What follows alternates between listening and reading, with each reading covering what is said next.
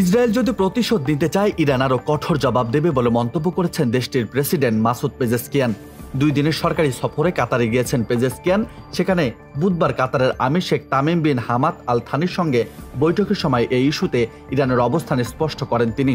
ইরানি গণমাধ্যম ইনার খবরে বিষয়টি জানানো হয়েছে। পেজেশকিয়ান বলেন, ইহুদিবাদী শাসকের লক্ষ্য হল এই অঞ্চলে নিরাপত্তাহীনতা সৃষ্টি করা এবং সংকট প্রসারিত করা। আমাদের এই সংকটকে প্রতিরোধ করা উচিত এবং ইসলামী প্রজাতন্ত্র এতে প্রতিশ্রুতিবদ্ধ। তিনি আরও বলেন, গাজা এবং লেবাননে যখন ইসরায়েল মানুষ হত্যা বন্ধ করার পরিবর্তে আরও তীব্র হয়, তখনও ইরান সংযম দেখিয়েছিল, কিন্তু এতে তখন ইসরায়েলি শাসক তাদের আক্রমণ আরও তীব্র করে ইসলামিক প্রজাতন্ত্রকে প্রতিক্রিয়া জানাতে বাধ্য করেছিল।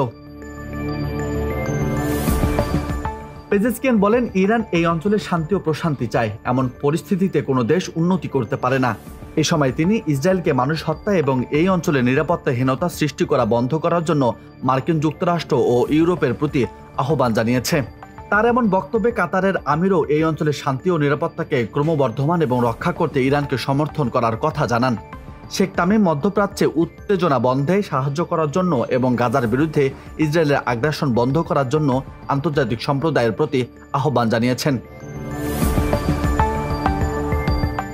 নিউজ ডেস্ক, বার্তা 24।